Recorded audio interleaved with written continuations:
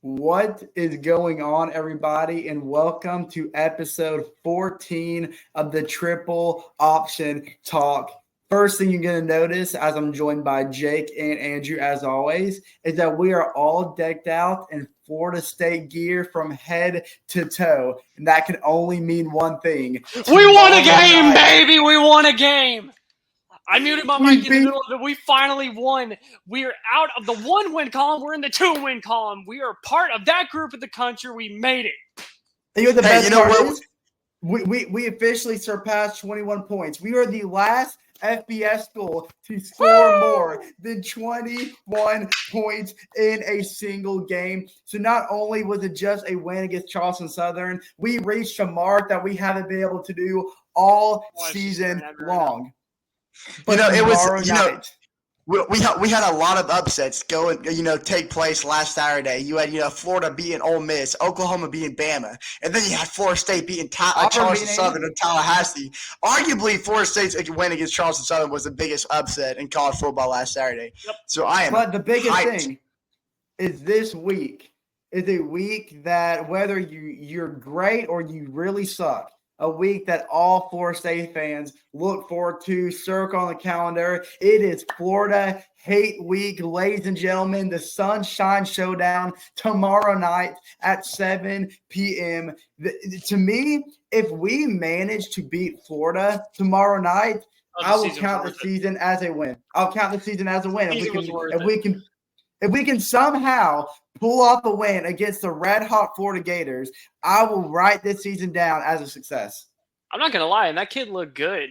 Our quarterback, Cromenhawk. He looked great. He looked great. Kid could run. The fact that Brock Lynn was brought in the second half made me laugh because I was like, dude, this kid's going to be it. I love it. You know why he looked good? Because for granted, we were playing Charleston Southern, but our O-line actually bought him time in the pocket, which proves when he actually has time in the pocket, he has the talent to be a really good quarterback. Yeah, I know we're all going to say it's just Charleston Southern. It might as well have been the Chiefs. It doesn't matter to us. It might as well have been the Kansas City Chiefs. Cromenhawk is the kind of guy because Cromenhawk, he's a former 5-star quarterback coming out of high school. So we know this guy is drenched in talent. But I feel like we haven't seen the bright spot come out of him yet because of the offensive line he has to deal with. Because he's a pocket passer quarterback. Obviously, you can kind of consider him a dual threat, the way that he uses his legs. But he's in general, just a pure pocket passer. That's where his game thrives. But when the pocket collapses in less than 3 seconds, obviously you have to run outside the pocket and use your legs, pick up as much yards as you can, or find the check down guy, or find the flat, or wherever it may be. But Cromenhawk, I feel like because of the offensive line issues, he hasn't been able to reach his full potential. But the good news is for any Florida State fans out there, which might just be us three at this point, is that the Florida State Seminoles have recruited 3 4-star offensive tackles in the last 2 weeks. So we've got talent coming to the offensive front next season. Now, I'm not saying to expect a playoff appearance next season. I don't know what to expect next season. But with Cromenhawk as a quarterback, as he slowly develops and gets more equipped with the new recruits that are going to be coming in over the summer, who knows? You never know. That's the beauty of college football. You never know. I don't think you could have told me that after what happened to Florida State last year that we'd be 2-9 right now, and I wouldn't have believed you. I wouldn't have believed you at all. But yet here we are. It's just reality of it. So there's no telling what's going to happen. And, of course, this weekend, with being the last week aside from the conference championships to decide and solidify your team's playoff spot, you forget what the playoff picture looks like right now, because last week proved that anything can change any given Saturday. And I'm expecting things to. I'm expecting some things to swing. Yep, this is a massive week for upsets. This is going to be make or break for a lot of teams, especially ones that are kind of right on the bubble. As you look at Texas A&M, and they're having to play a number 2 Texas, so that kind of begs the question: if Texas A&M, even though losing already, and most people would consider them to be out of the college football playoffs, is right there on that bubble. So if they knock off Texas, and I believe if they do that, then and I could be wrong by saying this, but could they make it to the SEC championship if they knock off Texas? I think so. Yeah. So the winner of the Texas and Texas A&M game will play Georgia in the SEC championship. Okay, so then let's say in a crazy reality that Texas A&M knocks off Texas, goes and plays and beats Georgia, and then they get a one of the 4 byes. So they were So seemingly they were out of the college football playoffs, knocking off a number 2 team and whatever rank Georgia's going to be after the end of all this, especially if they lose to Georgia Tech tonight. That would shake things up. That would shake things up a lot. Then that's going to open the door for Texas A&M. There were a lot of doors that were open this past weekend, and there were a lot of them that were shut. And if we don't mind, I want to go ahead and jump into one of the doors that were slammed right in the face of all the Ole Miss players in Jackson Dart. Ooh, man. If you missed this game, let me tell you something. You missed chaos. You missed pandemonium. You missed – like, if you could gather all the luck that you've ever had in all of your life and you could use it in one moment, that is what happened to Jackson Dart and the Ole Miss offense. They got bought out of so many interceptions. It's not even funny. Yep. And it wasn't even like, oh, he threw an interception in the first quarter. Oh, okay, well, he threw another one in the third quarter. No. He threw 4 interceptions in 2 minutes. Yep. I just want you to wrap your brain around that. That's not a fake stat. No, that's a real stat. 4 interceptions in 2 minutes. That's got to be some kind of record. And he got bought out of 3 of them. And this is a guy.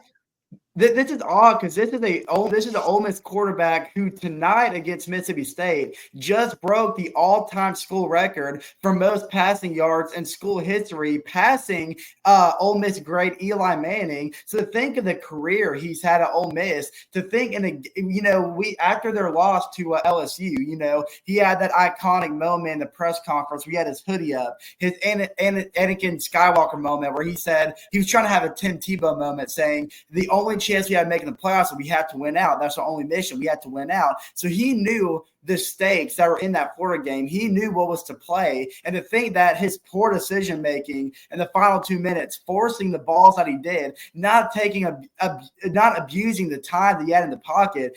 You got to think, Jackson Dart, he's better than that. It's really odd to see such a talented quarterback, a historic quarterback for Ole Miss, make 4 hideous mistakes in a span of 2 minutes to cost them the playoffs.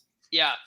And he even, I don't even know, this was on College Game Day. It was right before the game that was said. There was like an interview and they're by one of their players, and they're like, every game from here on out is a playoff game, because everyone had the same understanding is if you have 3 losses, then there's no way you're going to make it to the college football playoffs, just based off of how every other team is shaken up. Now, there's a possibility that could happen now with all the teams losing that we didn't expect to lose, yada, yada. But they knew this was a must-win. They knew they had to go into the swamp and they had to beat Florida. And Florida has been notorious this season to kind of give big-name teams harder times. They gave Georgia a harder time.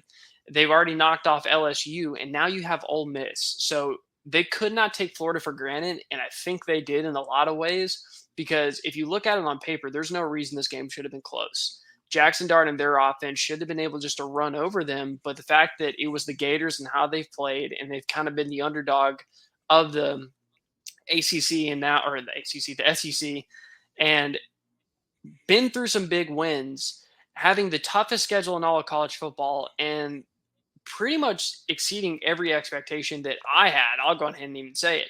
They exceeded everything that I would thought they'd be able to do. Now they're sitting at a 6-5 season, which I think in that case, that's a huge win. That's like huge. That's massive. Right. So to knock off this Ole Miss and kick them respectfully out of the college football playoffs, which solidifies my prediction at the beginning of the season that Ole Miss was not going to make the playoffs, and both of y'all thought I was crazy, and now they're out. Now they're out. I have to say, round of applause. I have to say, thank you. I got to give you props, and I got to say, in my defense, and I think the rest of the nation's defense, that's why Ole Miss was such a favorite, was because out of all the years that Lane Kiffin has held reign over this team, this is the squad that he's been prepping years to build. These are all of his recruits.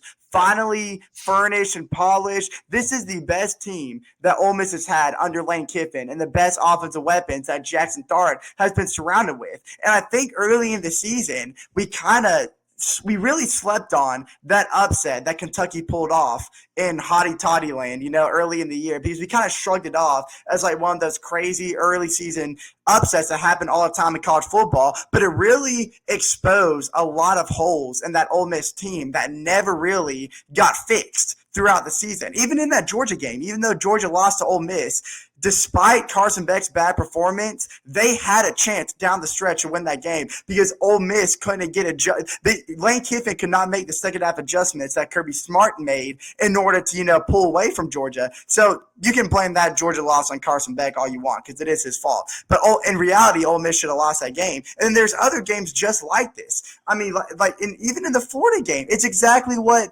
Florida, Billy Napier, even though I don't like him as a head coach, had the upper hand on Lane Kiffin because he made adjustments to Jackson Dart's deep game threat game that he had in the first half. He was airing it out like 40, 50-yard completions, and we never saw that again in the second half because the secondary was playing different zone coverage. That's adjustments that Lane Kiffin continues to fail to make, and I think that's a big gap in his coaching scheme, and it surprises me that he was alongside Nick Saban for so long and he doesn't know how to make these second half adjustments. So Jake, you're absolutely right. Lane Kiffin cannot be trusted. He is out of the playoffs yet again, and Billy Napier, his job is secured. I thought this might be the last we've seen of Billy Napier with the Florida Gators, but they had one of the toughest schedules in all of college football. So to get I think Georgia has technically the toughest schedule, but you can put Florida right up there with Georgia. And to come out I'm gonna check it with 6 wins, potentially 7, unless Florida State wants to pull off a miracle and doke, then that's something that I don't think anybody expected out of the 40 Gators. And I will have to say this, and I don't want to toot my own horn, but since you tooted yours, Jay, I'm going to toot mine. I said from the beginning that DJ Lagway. Before you say this is my horn to toot too. You are not the only one saying this. Okay, fine. Chase can toot my horn too. Okay. I'm not tooting I'm tooting my own horn. Pause. Okay? In game. Fine. Let's just keep rolling. That's what you do when these things get said. By the way, I'm going to toot my horn one more time and say that Florida has the hardest football schedule of the college football 24 season. Shut down. Thank you. But statistically, it's Georgia, is it not? No, statistically, you're wrong, dog. Hey, can I say this? Let me go back on my DJ Lagway rant, okay?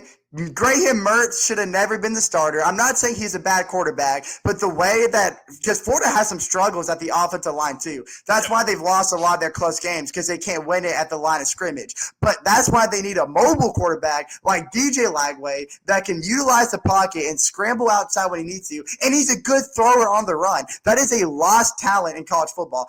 Mobile quarterbacks can no longer throw good on the run, but DJ Lagway can. This is the kind of guy that I want Cromenhawk to turn out to be, that he can use his legs to get outside the pocket because our offensive line is so bad, but he can get accurate throws on the run with those little outside routes or whatever needs to be done. So Florida's got to go with DJ Lagway, and that's why I am scared of what's going to happen tomorrow night if Florida State can't, find a way to slow it down.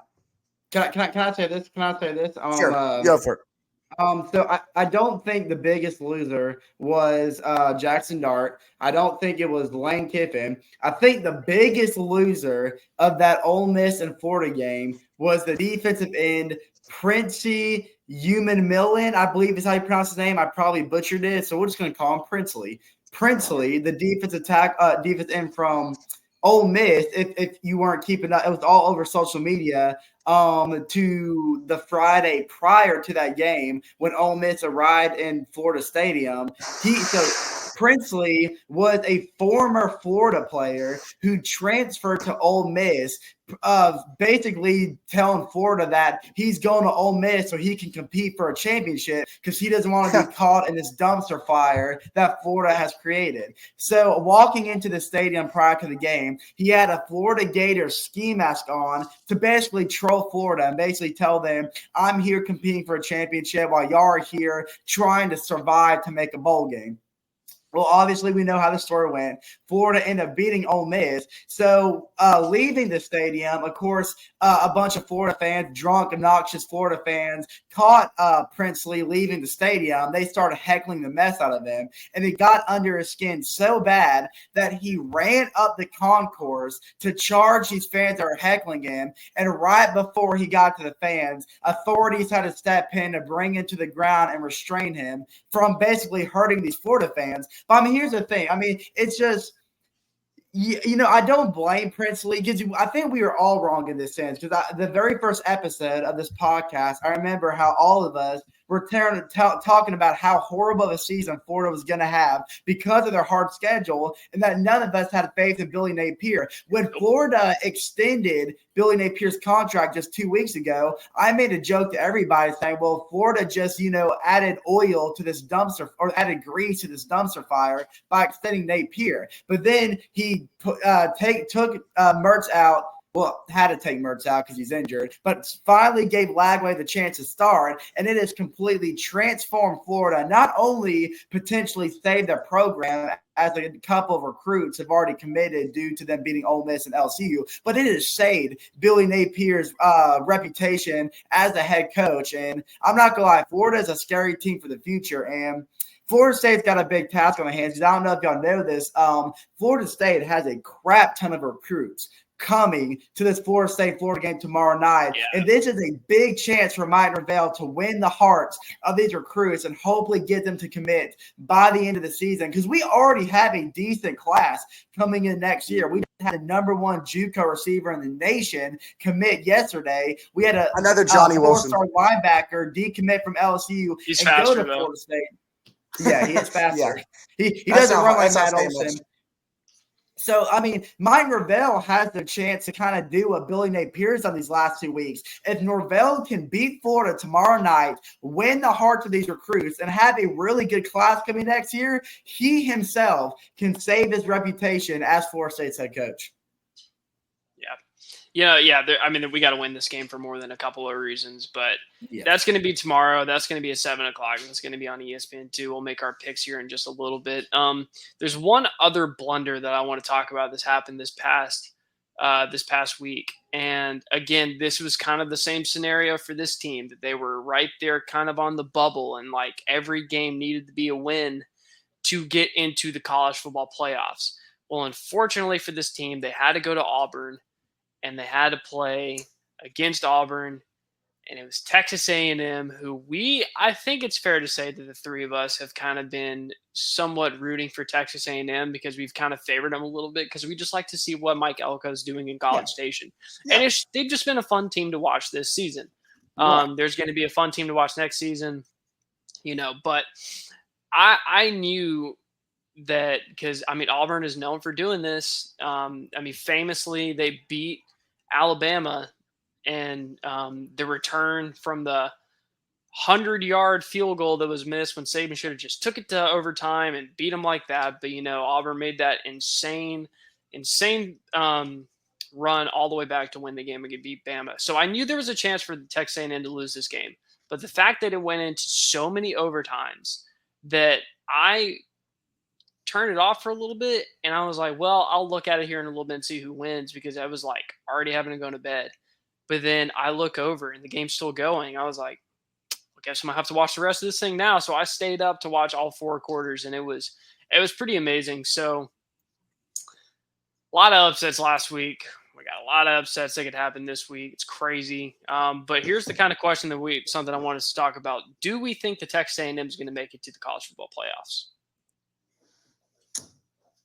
I don't think so. I mean, I'm looking as obviously the winner of that Lone Star State rivalry, between the Longhorns and the Aggies that will take down. College Game Day is going to be there. Dude Perfect's going to be there. It's a big deal. I mean, I think I saw a number today that this is the most expensive regular season ticket in the history of college football. I think on average, a ticket to that game is a little over $1,000 on average.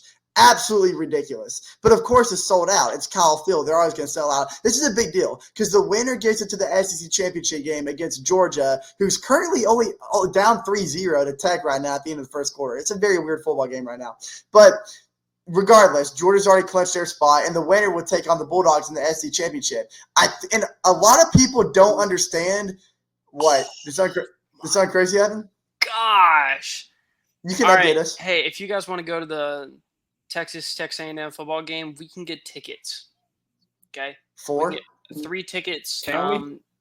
Yeah, 3 tickets. They're nosebleeds, and they're $610 a piece. I told you. It's ridiculous. Nosebleeds. $610 a piece. People are That's selling their kidneys to go to nuts. this game. Oh wait, hold on. Oh Yeah, no, the seats are actually really good. Never mind. Hold on. What are the notes? I just saw the top price for the best seat in the house. Can I guess? Can I give it a wild guess? Let's play a game. Hey, Triple Option Talk, ladies and gentlemen. Welcome to a first edition of How Much Is That Seat? I have the top ticket sale for the best seat in the house, and we're going to get, or I'm not going to guess because I know, but Chase and Andrew are going to guess collectively how close and how expensive is the best seat in the house at Texas versus Texas A&M at Kyle Field. All right. Who would like to go first? I'm gonna throw a shot out there. I'm gonna say for the best seat in the house, it's gonna be $10,000. I think you're paying $10,000 if you want the best seat in the house at that game. $10,000. $10,000. I'm pulling my expectations high, buddy. It's Texas. Everything's bigger in Texas, so that means the prices too. I'm not gonna say that high, but look at Jake's face. What do you think it is? I'm gonna say close. No way, it's more than $10,000, right? Okay. Chase, analyze the face. Let me try and help you out just a little bit. And Andrew, I'll give you another guess if this is not unfair. I said the best seat in the house. I'm including box seats. Okay. Okay, so it's more than. Then I feel better about. I'm not saying that $10,000 is too low or too high. I'm just saying. I'm gonna stick with $10,000. $10,000. I'm sticking with $10,000.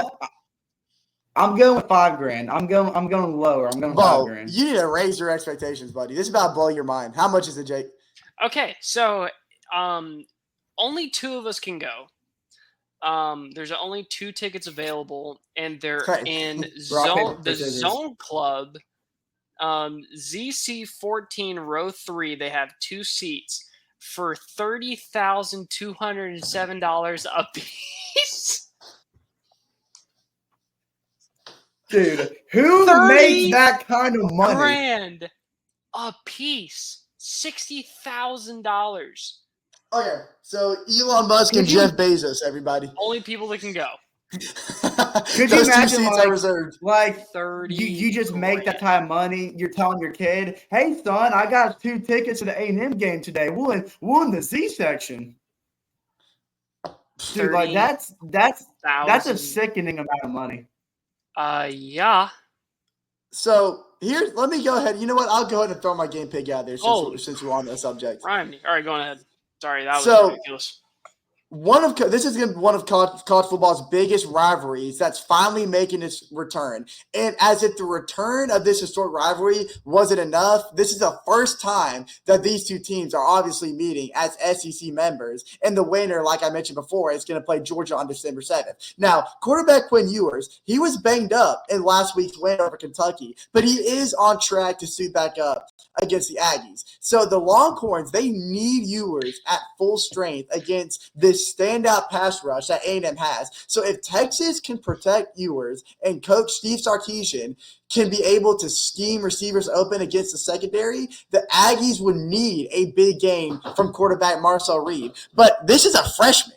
And he's gained confidence in last week's solid showing against Auburn. So I'm not saying he's an inconfident freshman, but he's a freshman nonetheless. And A&M has to find ways to churn out yardage on the ground with running back Amari Daniels if they want to stay out of 3rd and long situations against a defense whose limit opponents to just 3.97 yards a snap. So you definitely expect a thriller at Kyle Field. This is going to go down to the final minute. But I'm looking for Texas defense and a few late throws by Ewers to be a big difference maker. Give me Texas 27-24. That's my prediction right there. Longhorns are going to the SC Championship. I think this is an opportunity for Texas A&M to show some gaping holes in what is the Texas defense. Reed has had a good season thus far for just being a freshman. He's already thrown for 1,400 yards, 12 touchdowns, 3 interceptions, uncompared to Quinn Ewers, who's thrown for 2,000 yards, 23 touchdowns, and 6 interceptions. So if you look at the two teams on paper, Texas definitely has the upper hand in a lot of areas. They have it in the quarterbacking room because you also have a Manning right behind Quinn Ewers, who's actually done somewhat decent, but he is caught up dating some Dallas football cheerleader. I don't know if y'all heard about that or not, but I don't know. I don't even know that's true. But good information. Would any of us doubt it? No, of course not. Nope. That's what I thought. Anyway, moving on. Just a little fun fact. Fun fact for you. But I think, was it Levon? Yeah, Levon Moss for Texas A&M could be one of the big reasons why they could actually make some moves and kind of pull away, early in the game. But what I think is going to happen is they're going to pull away just a little bit in the first half. And then the second half is going to come along, and here comes Texas. They're going to come all the way right into the end. Then you're going to have a fourth quarter showdown. I think it's going to be close. I think every dollar of that $30,000 seat, whoever's rich butt is sitting in it, that better be the most comfortable seat in the house, because those people paying $30,000 for a ticket are not only going to be sitting in a very expensive seat, but they're going to be sitting in a very expensive seat watching Texas A&M upset the Texas Longhorns in Kyle Field. Wow. What's that, pinkies up? Pinkies up, horns down. Give me Texas A&M going to beat Georgia, and we'll see them in the SEC championship. Pinkies up, horns down. Okay. All right, Chase, hit the tiebreaker. Jake, horns down. I absolutely love that pick. Now, here's the thing. So they talked to Mike Elko prior to this game, and basically what he told the reporters is that A&M has been preparing for this matchup with Texas for weeks on weeks. And you got to look at A&M's performance against Auburn. Yes, they lost to Auburn and won a quadruple overtime, but that was one of the best A&M offensive performances we've seen all year. They scored over 450 total yards of offense. Sorry, I had the Georgia and Tech game right here, and Tech just dropped a wide open touchdown. That's my point. This was the fourth time all season that A&M has surpassed over 450 yards worth of total offense. They scored every single time they win the red zone, going 5 for 5 in red zone efficiency. Needless to say, this is one of the most dangerous offenses in the SEC, and I'm drawing a blank. Who was A&M's quarterback against Auburn? Because it wasn't Weeman. Because remember, they made the switch. Hey, God, it's bugging me. I just told you. If you had listened to your boy Andrew, I would. I told you. Yeah, I know. I'm blanking on his name. That's why I'm blanking on his name. That's why I'm asking you. It's Marcel Reed. Yeah, Marcel Reed. Thank you. I know you just talked about. That's why I was asking you. So Marcel Reed.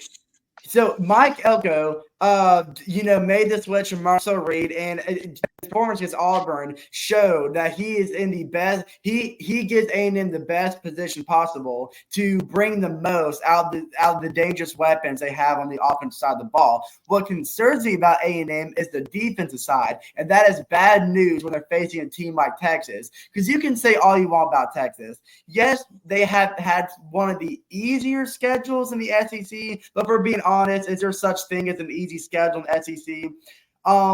They blew out teams like Florida, who's turned out to be a surprise team. Yeah, I know, it's Graham Mertz. They blew out Kentucky. Oklahoma, who just beat Alabama, they blew out in the Red River Rivalry. I know they had a poor performance against Georgia, but defensively, it wasn't that bad showing. It was actually their defense that kept them in the game.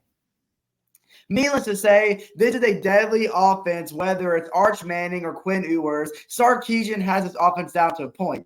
So this is what I'm saying is this is going to be an offensive shootout in Kyle Field Saturday night for College Game Day.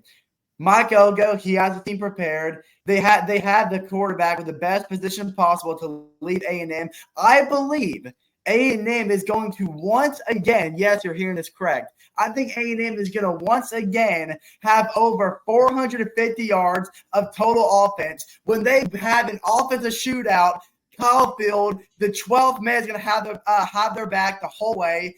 Pinkies up, horns down.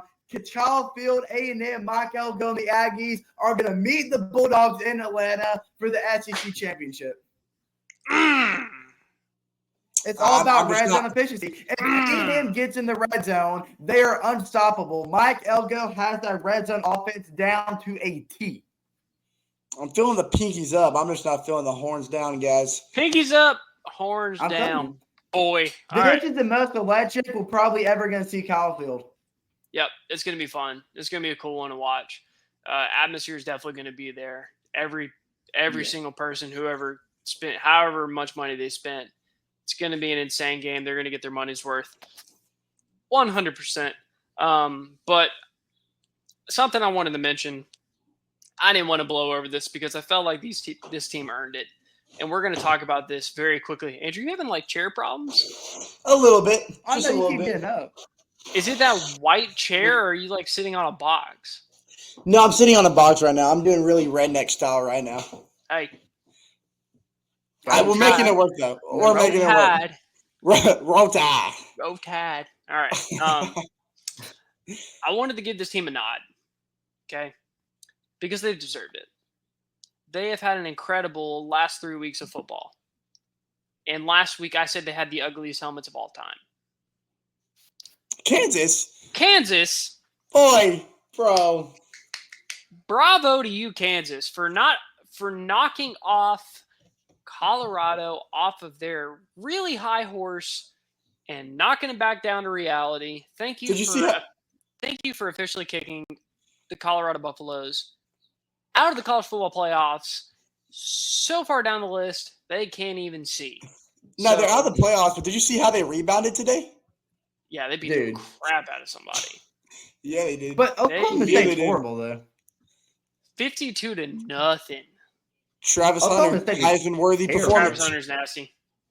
You know, it's kind of a shame to see. To me, it's a shame to see Kansas play like this because they've beaten 3 straight ranked opponents, and we are finally seeing Jalen Daniels and the Kansas Jayhawks be the team everybody predicted them to be at the start of the year. Kansas was one of the big favorites to win the Big 12. They had a horrific start of the season, but all of a sudden they look unstoppable, but it's too little too late. I mean, they can still go bowling because they're 5-6. They got to win next week, of course. But, I mean, they're playing some prime time football, pun intended.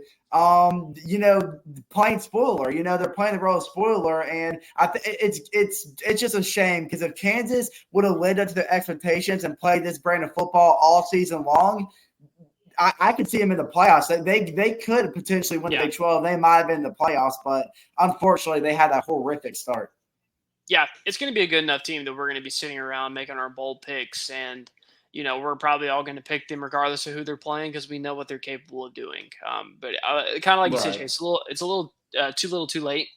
I kind of wish they kind of hit mid-season form a little earlier just to see what this team really could have done. I agree. Nevertheless, they knocked off Colorado. Colorado has fallen all the way to number 25, which is their one spot outside not being ranked, which is wild. Yeah. But they put the beating on Oklahoma State.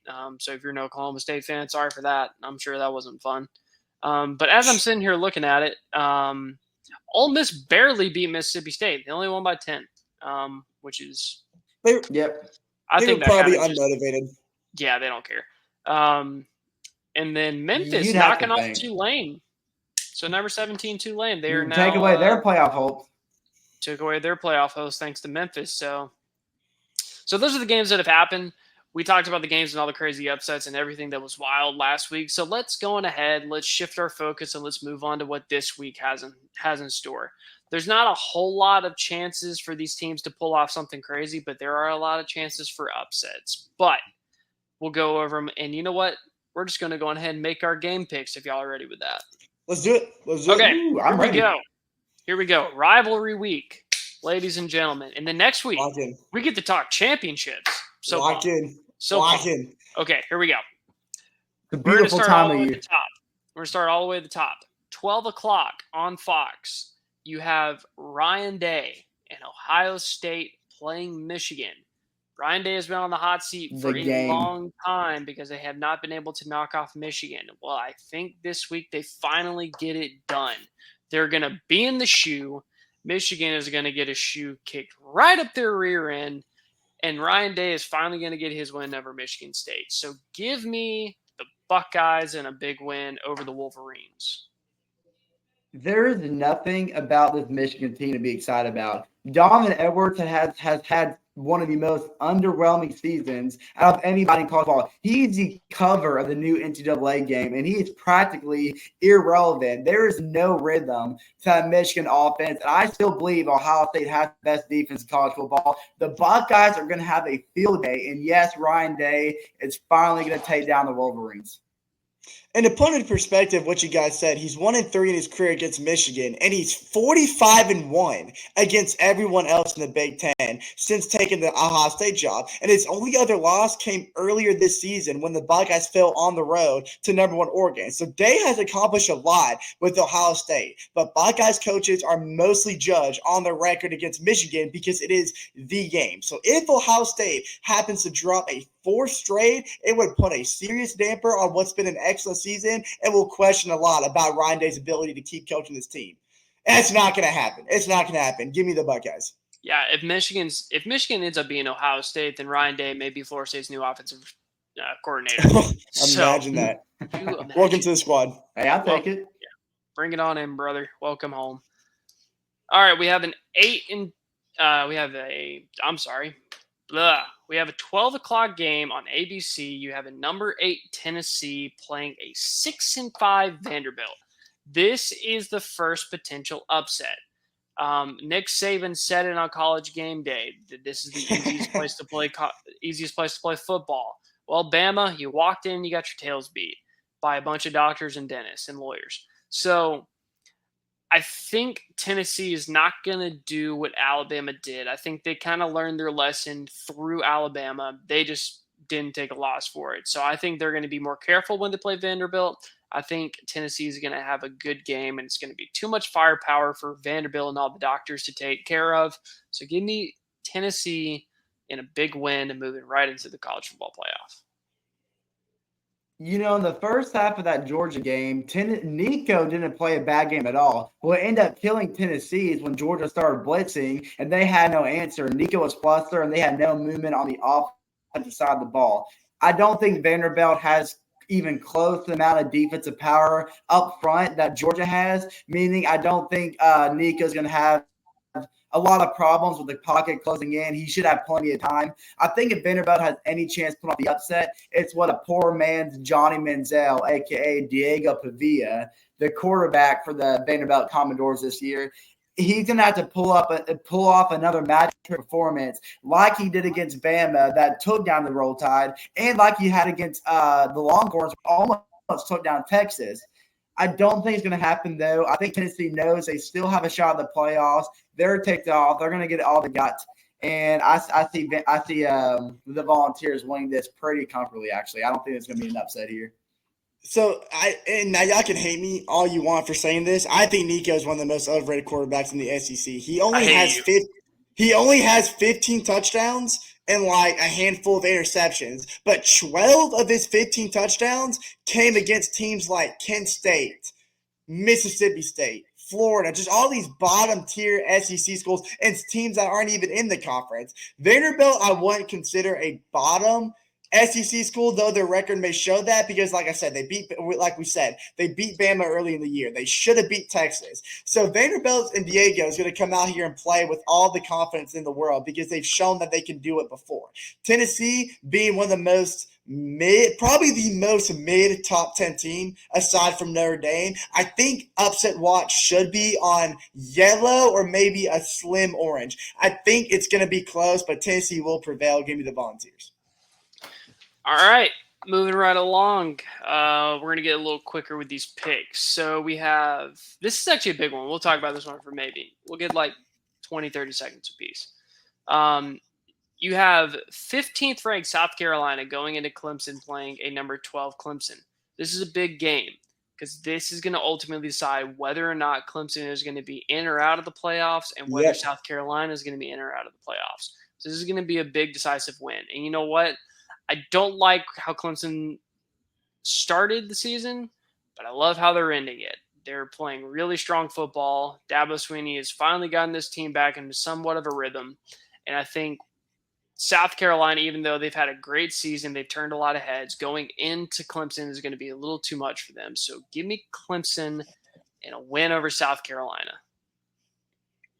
You know, say what you want about Dabo and how he is as a head coach. You can't pretend he's not one of the most knowledgeable coaches in college football. Kay Klubnik, I have a lot of faith in him. I think he could be a Heisman hopeful next year.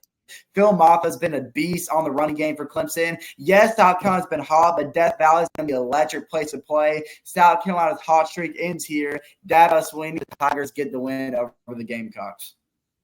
Now, Lenore Sellers might be the hottest quarterback in college football. He's cranking up, close to 75% of his passes over the last 3 games for lots and lots of yards. That's marked a big place. And he's averaging over 11 yards per throw in those games, all of those resulting in wins. Now, the Clemson defense has been terrific, and it should do a decent job of keeping the Gamecocks offense from getting into a groove. Carson Beck was hot in Georgia's wins over the Tigers, but for the most part, teams are struggling to consistently hit throws and having a harder time moving those chains. So the D is forcing takeaways, 7 in the last 3 games, and that's going to be a big concern for the Gamecocks. So much so that I think Clemson wins at home, and depending on the rest of the results, might have a chance at the playoffs. All right. Okay, we're going to have a couple quick picks. No thinkers, just doers. Here we go. We have a 23rd ranked Illinois at NU. Give me the Fighting Eye. I still think Illinois has one of the best secondaries in college football. Northern Illinois, though they're playing, not Northern Illinois, Northwestern, though they're playing in Wrigley Field, doesn't give them any magic. Fighting Illini win. I think it will give them some Wrigley magic, Chase. I'm actually taking the Northwestern Wildcats in this one. Well, okay then. Didn't see that coming. Outlier. All right. We have a 4th ranked Penn State playing Maryland. Maryland coming to Penn State. Maryland's had a lot of crazy things happen this season, like things that just wild. Doesn't matter. Penn State's going to run all over this team. So give me Penn State. Penn State, they're ready for the playoffs, and they're going to show it against Maryland. Penn State wins big. Congratulations, Penn State. You get to make the playoffs finally, and you get to miss out on the Big Ten championship game. So congratulations, Penn State. You're going to win this game. Good job. All right, we got Happy a beat Valley. down. We got a beat down at 3:30. We have a number 5 Notre Dame playing USC. Notre Dame beat the tar out of Army this past week. Both military schools. Yeah, and I think they're running hot right now. Even though they don't have a way of having a bye, they're going to make a deep run into this college football playoff. So give me Notre Dame in a big win, big decisive win. Typically, I don't have a lot of faith in Notre Dame, but this year you can't joke around. This is one of the best offenses that Notre Dame's had. Freeman has done a great job running this offense like a well-oiled machine, but the Fighting Irish are on high upset alert heading into Trojan Stadium, playing USC and a loud atmospheric crowd. It's going to be a really, really, really close game. I think Lincoln Riley's going to have his team ready, and Notre Dame barely squeaked this one out. I think you're right. I think Notre Dame is kind of hard to tell how you feel about them because they beat Texas A&M and Cal Field, lost to Northern Illinois, and they haven't really had what, in my opinion, an impressive win down the stretch. I don't think you can call Army or Navy an impressive win. I don't care where they're ranked, but it's gonna. I agree with you, Chase. It's gonna be high upset watch. I do like this Notre Dame team more than I like Miller Moss and USC. So give me the Fighting Irish. All right. Hey, by the way, quick update. Go ahead. Sorry, quick update. Your Tech's up 10-0 on Georgia right now in the second quarter. Throw away everything we just said. All right, we're going to start this episode over. Hey, guys, welcome back to Triple Option Talk. Good Lord. Oh, man. Wow. All right. moving right along to a 3:30 game. Miami going into Syracuse. You have a 6th-ranked Miami. Miami seems to be currently at the top of the ACC race. Syracuse is having a good season in their own right. Love Kyle McCord. Love what he's doing. And I love it so much that I can't wait to watch Syracuse beat Miami in a huge win at home for Syracuse. Give me the vitamin C that is Syracuse. Good pick. I love it. Oh, I want to agree with you, Jake. Oh, this is a toss-up to me. Kyle McCord in the Carrier Dome is going to be a tough place to play. Kyle McCord, he's had a great season with Syracuse. This is just such an explosive Miami offense. And I don't know if I trust the Syracuse defense to slow it down. Miami has the ACC championship in mind. It's going to be such a close game, but give me the Hurricanes barely squeaking this one out. Yeah, aside from Kyle McCord throwing 5 picks against Pittsburgh, he's been darn near great in the ACC. I really want to agree with you, Jake. I hate Miami. Everybody knows I do, but I think Miami will win out. So give me the Hurricanes, though it pains me to say that. All right, having a very It'll be a shootout. It will be a shootout. You have a very interesting ACC matchup. You have California and SMU. SMU is going to be at home as they're having a great season as the 9th-ranked team in the nation. I think SMU is going to continue. They're going to be 11-1 going into the college football playoffs. California's coming off a really crazy fourth-quarter comeback against their rival Stanford. But yeah, Jake, I agree with you. SMU, like Miami, have the ACC championship and the playoffs in mind. They're going to be fired and ready. SMU has no problem beating California. Sorry, Golden The only way the Calgorithm beats SMU is that they put the equipment manager at linebacker. But are they going to do that? No, they're not. So give me the ponies of SMU. All right. Now you have the Iron Bowl. You have Auburn rolling into Tuscaloosa to play a beaten and broken Alabama team, only not even putting up a touchdown in their last game. Not one offensive touchdown was scored for the Alabama Crimson Tide. And not only are you having to play Auburn, a red-hot Auburn that just knocked off Texas A&M in a massive win, Auburn is going to need a little something, a little fuel to the fire to get this thing going. And I think they have just enough to roll into Tuscaloosa and beat the Roll Tide yet again. Give me Auburn in a huge win over the Roll Tide. Okay. You know, Jake, yeah, that was the worst offensive game Alabama's had since 2004. This is prior Nick Saban. And there's a fun fact. I'm going to let Andrew tell it actually, but yeah, I think you're right, Jay. Auburn's riding a high, Bama's riding a low. I think the Tigers are going to punch the Roll Tide right in the face, show Caleb DeBoer he has a little more work to do to compete in the SEC. The Tigers go into Tuscaloosa and take down the Crimson Tide. Roll, Tears, roll. Now, this is insane. I did not expect any of y'all to pick Auburn. Now, it's been an awful season for Hugh Freeze and the Tigers, but just when the bottom was about to drop out, a 43-40 win over A&M put AU in position to get bowl eligible with the win over the Tide. Now, Alabama, we know, they were miserable last week in a 34-3 loss to Oklahoma. There are actually people who believe this Tide team deserves to be in the college football playoff mix. After that, the worst performance we've seen since I've been alive. Now, that was bad, but for first-year coach Cam DeBoer, will have a really, really tough offseason if this team doesn't roll over the rival. Now, the fun fact that I was going to say, now that Chase is going to say, but he pointed to me. And this is true. It's going to sound crazy, but I promise you it's true. Look it up. Alabama has never beaten Auburn in Tuscaloosa without Nick Saban as their head coach. They have never beat Auburn at home without Nick Saban as their head coach. And guess what, guys? Nick Saban's not their head coach. I'm joining you guys. Give me Auburn in the big Iron Bowl upset to knock the Roll Tide out of the playoffs for War Eagle. All right. And hey, as Florida State fans, we have nothing against Auburn. We beat them in the national championship. We have nothing against them. So yeah, we go War Eagle. War Eagle. Yeah. And we have a mutual friend that plays fantasy football with us. He's actually at the top of our fantasy football league right now. He's kicking tail. He's good. He's good.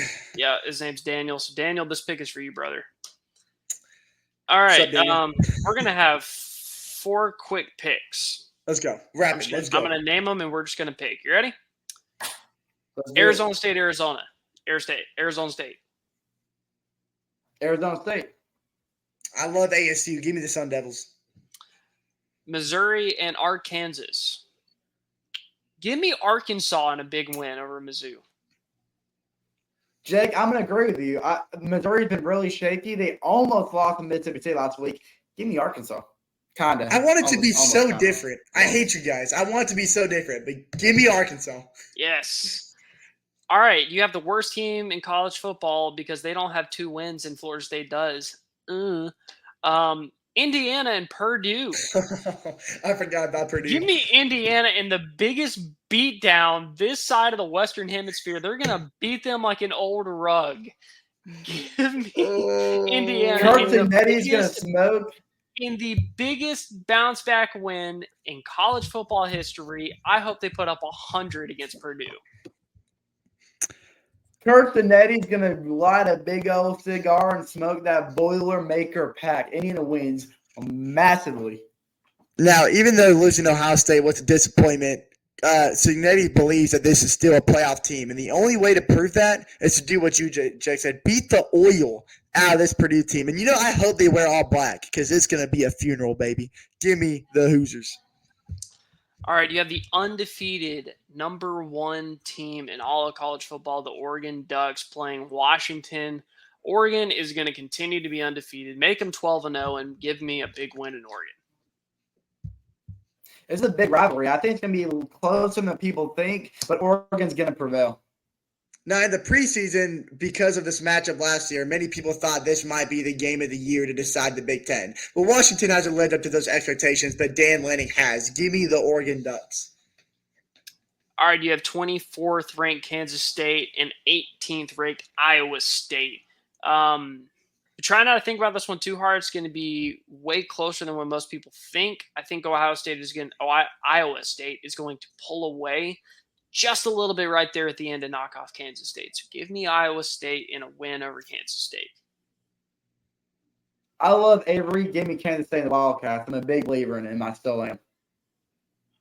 I like Kansas State. I like the quarterback battle is going to be very fun to watch, but I think the Wildcats will get the upper edge. Yeah, give me Kansas State. All right, you have UNLV and Nevada. Give me UNLV. Keep the thing rolling. Give me a 10-win season for UNLV. UNLV is going to win. They're going to set up a UNLV and Boise State banger in the Mountain West. I agree. I think it's going to be an interesting game to kind of wrap up the night. A very busy week of college football, but I do like this UNLV team. So they're going to pull the jackpot and give me the Rebels. And then the last game of the night and the last pick that we're going to make before we go into all the championship picks next week. It is the 19th ranked BYU playing Houston. Give me BYU. They're going to keep moving on up as they went down a little bit with those 2 losses, but they're going to get their 10th win of the season. 2 heartbreakers, absolute chaos in Arizona State last week, but they do rebound and beat the Cougars. I think the Super Soakers do win this game, so give me the Mormons of BYU. All right. This is it. Ladies and gentlemen, find some time, sit down, relax, watch some college football because chaos is going to ensue. A lot of things are going to finally break away, and we're going to find out who's going to be at the head front going into the college football playoffs and all of their bowl games and all the ACC championships, the FCC, the Big Ten. It's all going to pan out this upcoming week. So get excited, get ready. I hope a lot of upsets happen so we have some crazy things to talk about next week, and we get to make our bold picks in a couple of weeks. So I hope you're excited, just as excited as we are. Ladies and gentlemen, have a great Saturday. Pull for those Noles to beat the Florida Gators, and just pray for us. But until then, see you guys next week. Thank you guys for listening and watching and for following along this trail that we've been going on. Like, comment, subscribe, share with a friend, and we will see you next week. Pinkies up, horns down. I'll do it with you guys.